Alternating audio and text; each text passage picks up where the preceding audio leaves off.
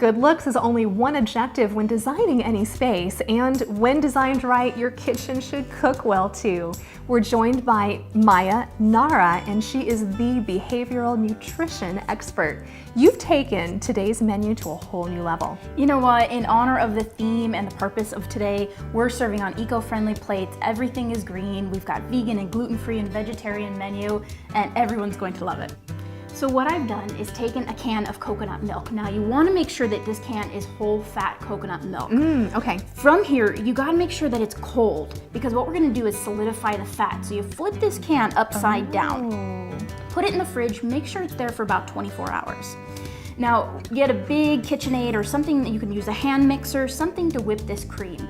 What we're gonna do is pour out the top of the coconut milk so we just get that nice full fat on the bottom. Okay. And we're gonna scoop out that fat into our mixing bowl.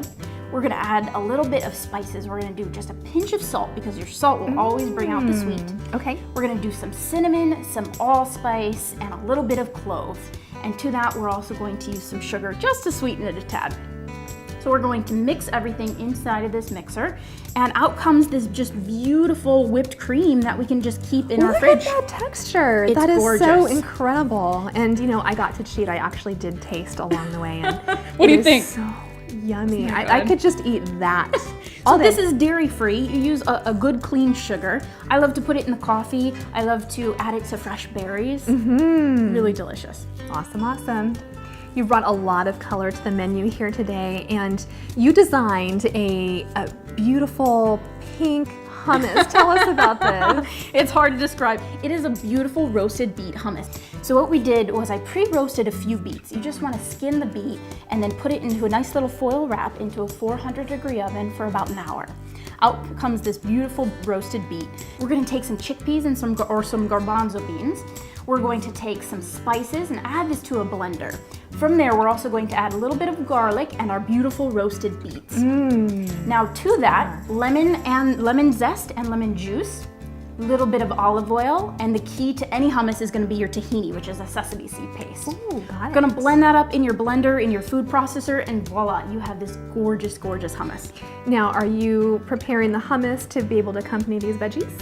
Yes, I did a vegetable crudette platter with just lots of fresh vegetables, some fresh flowers, and put that on top of ice so it's going to stay the whole day. Just get a nice big platter like this. Fill the bottom with some ice, and then just cut vegetables random. You can kind of see that we've cut this cucumber on the bias a little bit. Then you could just stick it into the ice, and you have this beautiful array of vegetables. It's like a bouquet. Yes. Yeah. I even Love added it. some edible flowers for that bouquet. Thank you, thank you, thank you. And then moving on to this plate. Okay, so from there, what we also have, I have some mini frittatas. Frittatas are the easiest thing to do in the world. You can get tons of vegetables in. We've taken some spinach and some roasted sweet potatoes, and then a little bit of goat cheese. And I put them in just little tiny mini cupcake tins. That way we have mini bite-sized frittatas that you can serve to your guests. I've sauteed some sweet potatoes in a pan with some really good whole butter. We used a little bit of cinnamon, a little bit of allspice.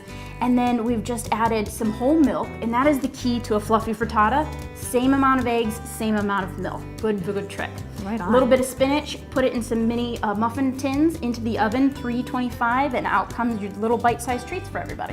And last but not least, this one is one of my favorites. It is a gluten-free coconut bread with a little bit of banana, so it tastes like banana bread. And it is gluten-free because we've used the coconut flour, so there's a lot of fiber in the coconut flour. Got it. I love that you've really taken your approach to healthy and beautiful living as a holistic person, looking at each of us. I love how you said you need to look as beautiful as your food does, or you need to feel as delicious as your food. Right. Right? Yes, as beautiful as the food. Anyway, though, we're in a beautiful yes. kitchen.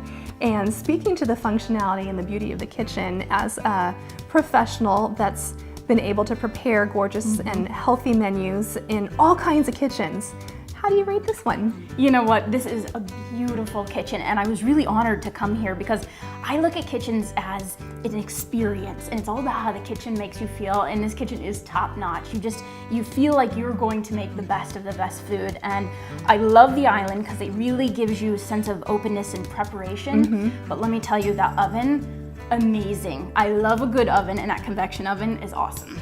Right on. And then with the staging of what we did today, we also were able to bring in some eco-friendly dinnerware. Yes. Isn't this beautiful? It is gorgeous. You know, when we first came in, I thought that this was something that was serving platters that I couldn't put anything onto, but they are just that gorgeous. And it matches the naturalness of the food, which makes that even more vibrant and more alive. Well, it's beautiful. It's also very functional, Yes. and you know, it goes along with the green theme that we have going on here today.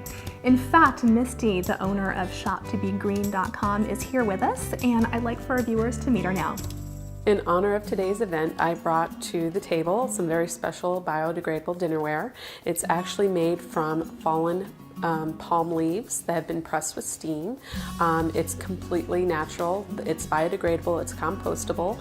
You can throw it in your compost, it will biodegrade, or you can throw it away, and again, it will biodegrade. It has no chemicals whatsoever since it's 100% natural. It's also beautiful.